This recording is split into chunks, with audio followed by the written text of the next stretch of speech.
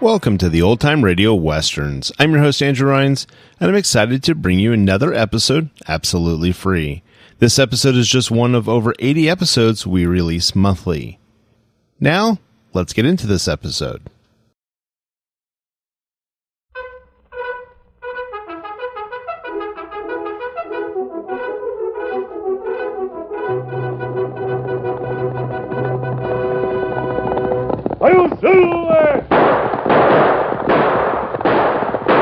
A fiery horse with the speed of light, a cloud of dust, and a hearty Hi-Yo Silver, the Lone Ranger.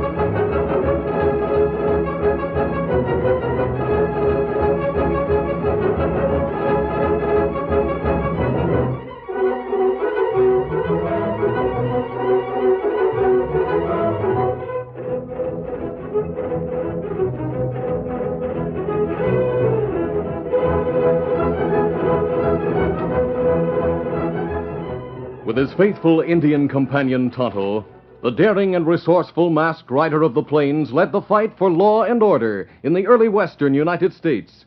Nowhere in the pages of history can one find a greater champion of justice. Return with us now to those thrilling days of yesteryear. From out of the past come the thundering hoofbeats of the great horse Silver. The Lone Ranger rides again. Come on, Silver. Let's go, big fellow. Hi-Yo Silver! Hi!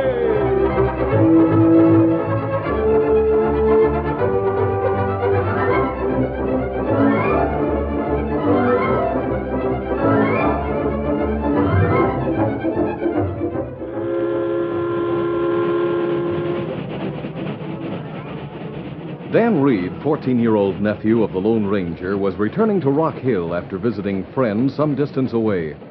He sat in the railroad coach next to a nice-looking girl who was reading to pass away the time. Finally, she put the book down and, with a friendly smile, spoke to Dan. You seem quite young to be traveling alone. Oh, I'm not going far, just to Rock Hill. Really?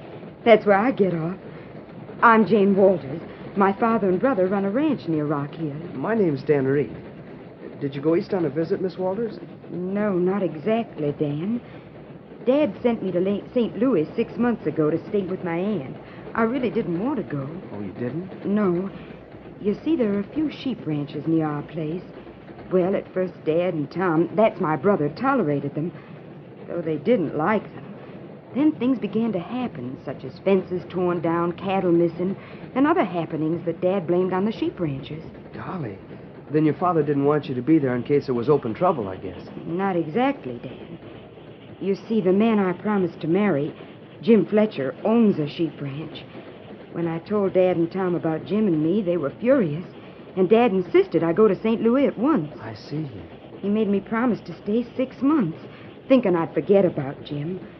Dad doesn't know, of course, that Jim and I have written regularly to each other, and that we feel just the same about things. I bet Jim's a nice fella. I think so, Dan. I know you'd like him. And I know very well he's not to blame for what's happened at the ranch. And I have Jim's word that none of the other sheep ranchers are to blame either.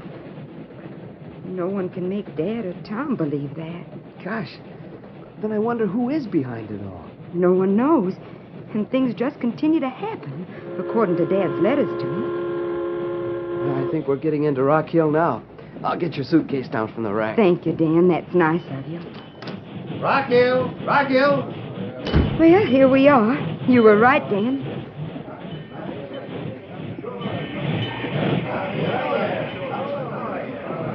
As the train came to a stop at the station in Rock Hill, Dan Reed followed Jane from the coach with her suitcase. He set it down and was about to leave when a pleasant-faced, dark-haired man about 25 broke through the crowd and approached Jane. Jane! Gosh, it's good to see you. Jim, Uh-oh. Here comes Tom. Hi, Jane. See, we weren't the only ones to get a letter saying you were coming in on this train. Howdy, Tom. Now, listen here, you ornery Tom, coyote. I want you to meet Dan Reed. He was kind enough to carry my suitcase from the train. Glad to meet you, sir. Hi. Thanks for the help, Button. Here's a silver dollar for you. No thanks, sir. I didn't do it for pay. Well, have it your way, then. I'm Jim Fletcher, Dan. Sure was mighty nice of you to help Jane like that. I was glad to, Mr. Fletcher. Look, we can forget this kid a minute.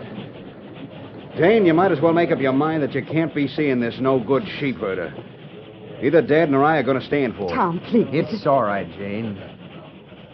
Sorry you feel that way about it, Tom, but I don't reckon there's much you can do about the way we feel concerning each other, Jane and me. We'll do something about it, all right. I'm telling you right now to stay away from Jane, or you'll be plenty sorry. Come on, Jane. I'll take you to the buckboard.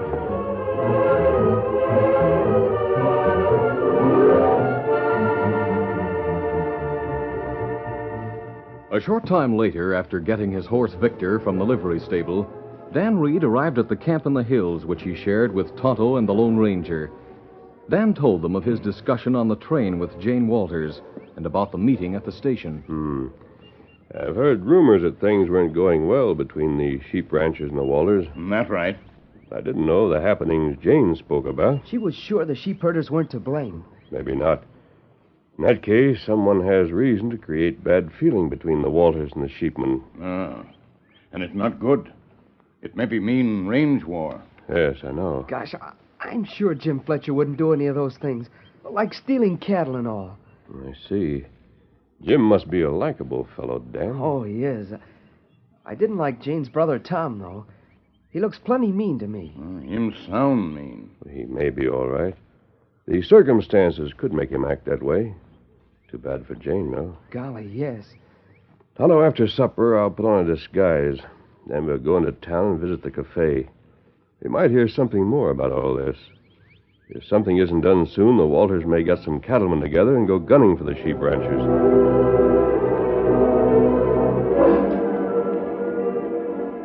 Meantime, in the back room of the cafe in town, Jeff Backus, the cafe owner, was talking to one of his men. Well, Sid, you said you had something to tell me. What is it? Look, Jeff. I was at the station when the train came in. The Walters girl got off, and both Jim Fletcher and her brother Tom were there to meet her. You mean they went there together to meet her? Heck no. When Tom Walters saw Jim Fletcher there talking to his sister, Tom got sore as all get out. Go on. Tom told Fletcher to stay away from the girl or he'd make him plenty sorry. You could see Jim Fletcher didn't like it much being called names and talked to that way in front of folks at the station. But because of the girl, he didn't say anything. Just walked away. Yeah, there's sure bad blood between those two hombres now. Yeah. And that's what gave me an idea. So I come to talk it over with you. Yeah? What idea? What do you mean? Don't you see the chance it gives us? You mean we could... Cattle, huh? Yeah, I'm beginning to, Sid. Tom Walters comes in the cafe nearly every night. I'll be watching for him tonight. And when he comes in, I'll tell him a few things that'll really start the ball rolling. And that'll leave the way wide open for us. Good idea. Come on, let's go inside. Right.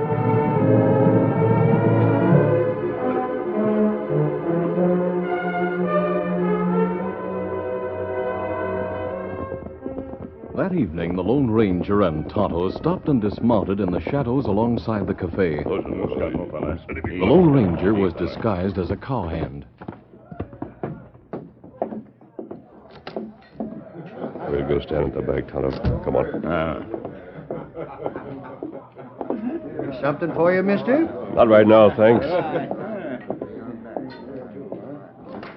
Hi, Tom. How's things at the ranch? Him, Tom Walters, Kimasabi. Yes, I know. Ready for trouble if more of it starts. Hi, Walters. Hello, Sid. I heard somebody say Jim Fletcher was kind of sore about something you said to him in front of the folks at the station this afternoon. All he has to do is remember what I said to him. That's all. Fact is, I heard he was so sore he said he was going to get even with you somehow and soon. Fletcher told you that? No, didn't say it to me. I just heard it, that's all. So if anything more happens around your ranch, you'll know who to blame for sure. Yeah. Thanks for the tip. He's probably just shooting his mouth off to hear himself talk anyway. I wouldn't be too sure about that.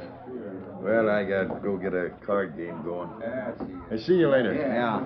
Let's get out of here, Tonto. Yeah. Well, get right there.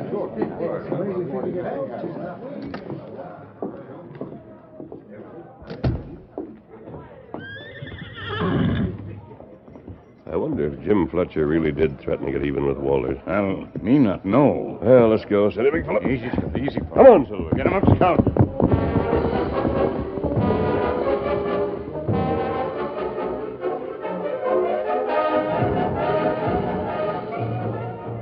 The following morning, Jane Walters, with her father and Tom, had just finished breakfast when the foreman of the ranch came in. Hey, Tom.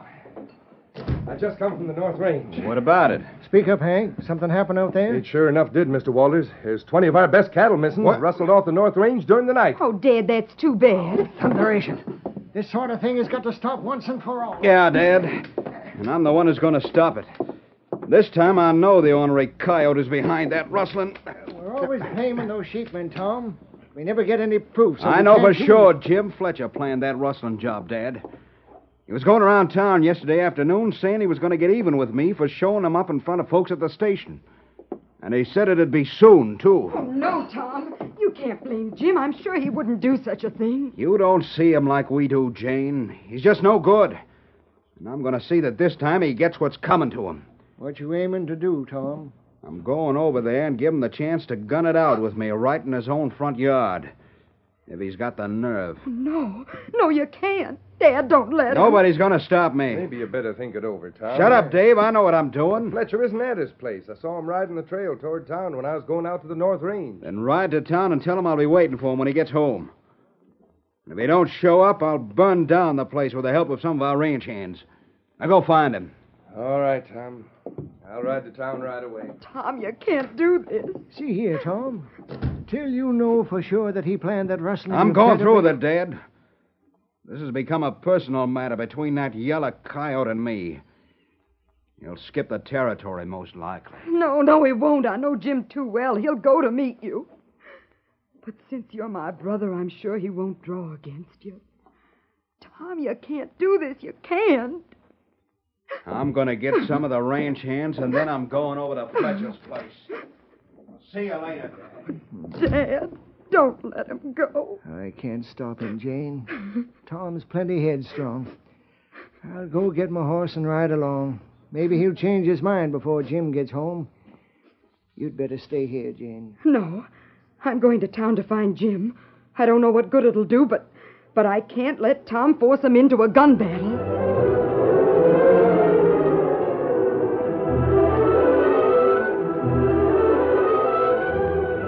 Meantime, at their camp, the Lone Ranger, Tonto, and Dan were saddling their horses in the hidden glade where they had stayed when Tonto spoke. Wait, Kimasabi. You listen. I don't hear anything, Tonto. Oh, yes. I hear hoofbeats coming along the trail. I hear them, too, now. Ah. Someone riding past on way to town. You see him through trees now. Yes, I wonder who... Tonto, that's the man who spoke to Tom Walters in the cafe last night. Ah. That's strange. Him gambler cafe.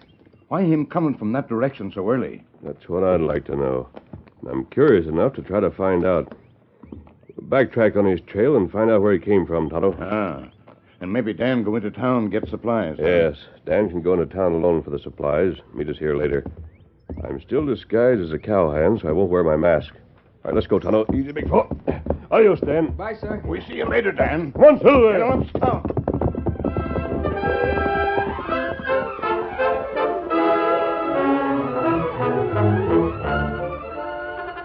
curtain falls on the first act of our Lone Ranger story. Before the next exciting scenes, please permit us to pause for just a few moments.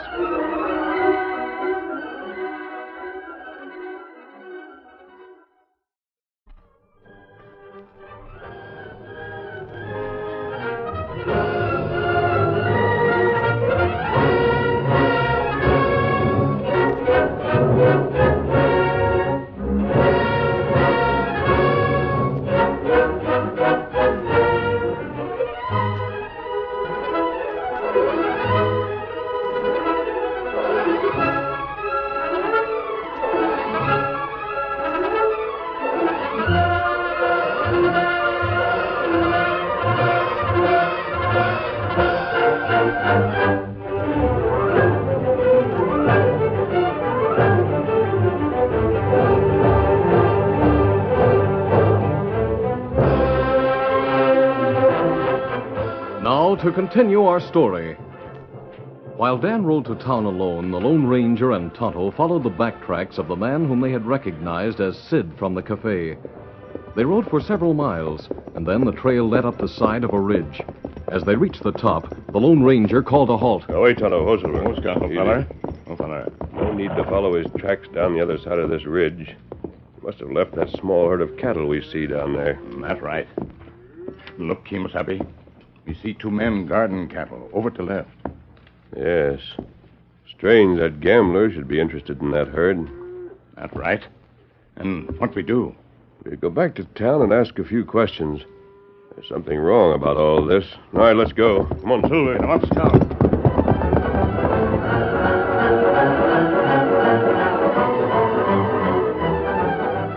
Jim Fletcher had arrived in town and went to the general store.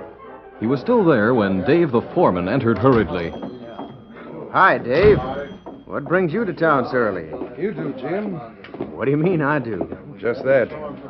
You see, Tom Waller sent me in to find you and give you a message. Well, what's the message? Oh, Tom's mad as a hornet, Jim. He's gunning for you. Tom gunning for me? I don't savvy this at all. Well, it seems that you went around town yesterday shooting off your mouth saying you'd get even with Tom. Now he blames you for some cattle that were stolen last night. Hey, now, wait a minute. I left town before he did yesterday and didn't make any threats at all. Somebody lied. And I don't know about the cattle. Well, maybe so, but Tom's waiting at your place now. He wants to face you with guns, if you got the nerve. I see. All right, Dave. I'll ride out there with you to meet Tom right now. Frankly, I'm sorry about the whole thing, Jim. Just remember, Tom's fast on the draw and a straight shot. I know all that, Dave. But if I run out on him, everybody'd think I did steal the cattle. Come on. There's no use keeping Tom Walters waiting.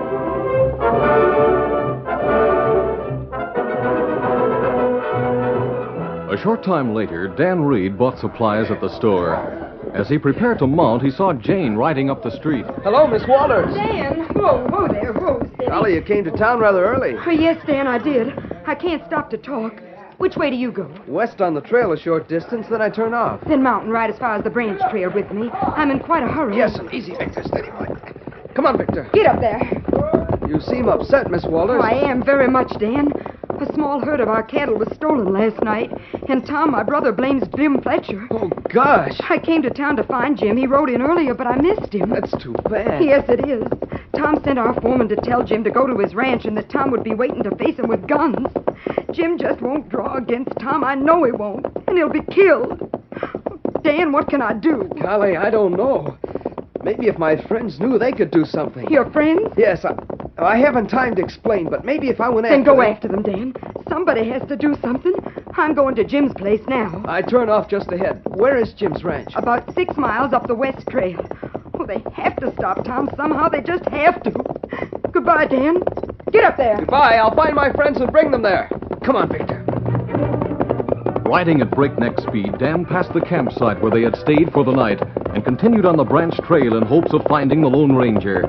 After riding about 2 miles more, he sighted Tonto and the Lone Ranger riding toward him. Gosh, there they are. Come on, Victor, come on. In a few moments, Dan approached the Lone Ranger and Tonto and pulled rein. Oh, Victor, hold on. Easy. Dan, what's happened? You've been riding hard. I met Jane Walters coming out of town. She went to warn Jim Fletcher, at least try to stop him from going to face her brother. Easy, Dan. Take it easy. You not make sense, Dad. Somebody stole a small herd of cattle last night from the Walters. Go on. Tom Walters is waiting at Jim Fletcher's house for Jim to get home from town. He's going to make Jim face him with guns. That's not good. No. I feel sure now that Jim didn't steal those cattle. That's right, Kemosabe. Jane says Jim won't draw because Tom is her brother. She feels sure of that. Where is the Fletcher place, do you know? On the West Trail, about 6 miles from town. We can take shortcut from here, Kemosabe. Dan, go to the camp and wait there. Hello, let's take that shortcut and fast. Come on, Silver! Let's stop!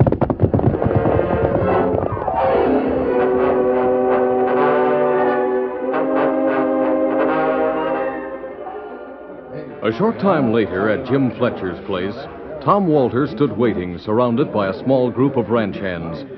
His father was talking to him. Tom, I still say call this off. At least until we get some proof that Jim Fletcher took the cattle. Now listen, Dad. And the rest of you listen, too. I've taken enough from that Jim Fletcher. And I don't need any more proof that he's behind that rustling. He swore in town he'd get even, didn't he? Maybe he did and maybe he didn't. I don't like the sheepmen any more than you do, Tom, but this is going too far. My fingers weren't crippled up with rheumatism. I'd be tempted to make you go back home with the point of my gun. Take it easy, Dad. This is my idea, and I'm going through with it. Even if I might be the one to take a bullet. Jane says maybe Jim won't slap leather. You being her brother. He'll draw if he isn't yellow. He's lucky I'm going to give him this chance. Hey, here comes Fletcher now with Dave. Sure is riding easy like. Yeah, don't seem to be upset any. Dave tells me you wanted me to come here. That you were waiting, Tom. I'm waiting and ready, you sneaking low-down rustler. All right. Those are shooting words, Tom. Provided you weren't Jane's brother. You can just forget that. You made a mistake about those cattle. I didn't have anything to do with stealing them. You have my word on that. The word of a sheep herder? You make me laugh, Fletcher. Now, the rest of you just stand back and give us room to face each other with guns. Tom, son, listen a minute. Better stand back with the rest of them, Dad. Oh. Here comes Jane. Oh, she should have had more sense. But it isn't going to make any difference, Fletcher. Oh, there, steady, easy. Jim. Oh, Jim. Jane, you don't seem much worried about whether your own brother gets a bullet or not. Tom, you know very well you're one of the best shots around here. And you know that Jim might not even... Oh, Tom, please, forget this crazy notion of yours. I know Jim didn't take the cattle. That's right, Jane, I didn't. I'm warning you, Jane. Get back with the others. Come along, Jane. No way to stop Tom. He's gone kind of loco about this. Come along. Oh, Dad, why doesn't somebody do something? Ready, Fletcher? Since you're forcing me into this, I guess I'm as ready as I'll ever be, Tom. Then I'm walking away 10 paces and turning. Then we shoot when one of us sees the other go to make a draw. And you better be prepared to draw fast. All right, Fletcher. I'm ready. Oh, Dad, Jim won't draw when Tom does. Hey, look, How can we... down a big white horse and an Indian coming in here. Wait a minute there. Hold on, man. Who are you? What'd you come here for? I heard what was taking place here. I came to tell you, Tom Walters, you're making a big mistake. Boy, you... Hold it. Man alive, you outdraw Tom. Quick as lightning. What brought you here, mister? A friend of your daughter's told us what was going on. Dan sent you? That's right. Oh. Jim Fletcher didn't steal your cattle. We know where those cattle are hidden right now. Go with my friend Tonto, and you can capture the 2 men that are guarding them. Now, see here. How do I know you That's want... enough, Tom. It's only fair to find out what's the truth. Well, all right. But it better be the truth or... Or what? Nothing. Hit Leatherman. Jim Fletcher, you come with me. I think we'll be able to get the man who planned all this. Oh, Jim, go with him. Sure. Easy, boy. I'm ready, mister. I'll see you in town later, Tonto. Maybe there. And we bring rustlers. Let's go, Jim. Come on, Silver! Yep, there. Come on.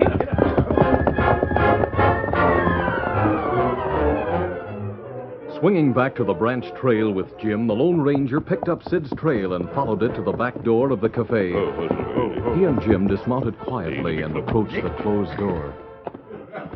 I went into the owner's office. Yeah, but how do we get... Now, listen, wait.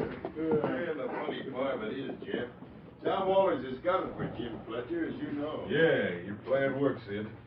We've made plenty so far by keeping those sheep herders and cattlemen at each other's throats. And the cattle you got last night will be run across the border tonight. That's right. By that time, Fletcher will be dead. He can't stand up against Walters. Yes, we've heard enough. Come on.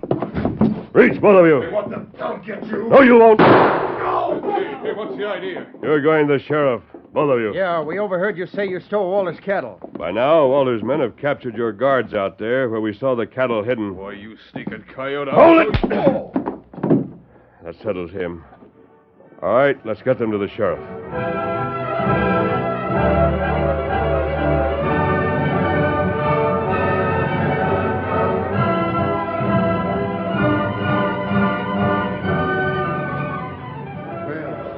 Later at the sheriff's office, the others had gathered after bringing in the two rustlers they had captured with Tonto's help.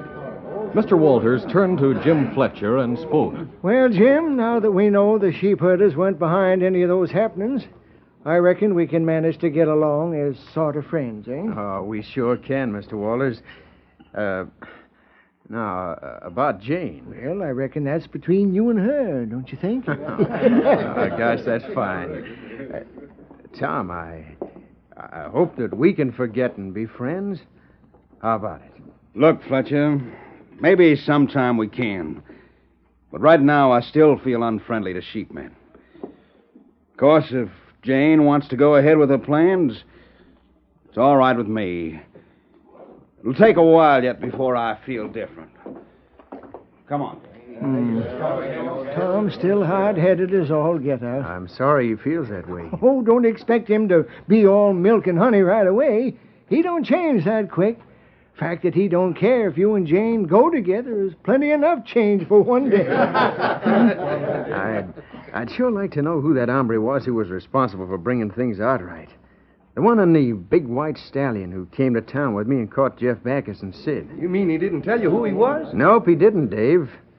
And I'd sure like to know. Well, the Indian told us who that hombre is, and believe me, it almost knocked me right out of the saddle to hear that he's the Lone Ranger. The Lone Ranger?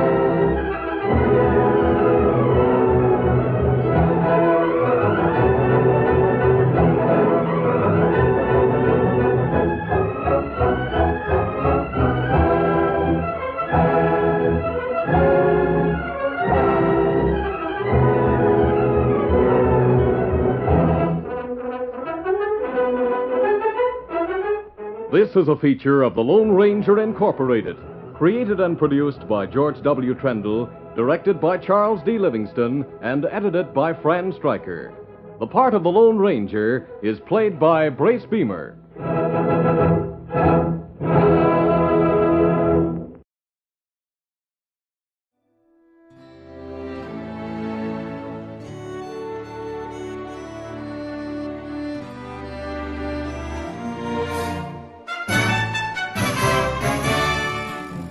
This has been a presentation of OTRWesterns.com, and we hope you enjoyed. Please take some time to like and rate our shows in your favorite podcast application.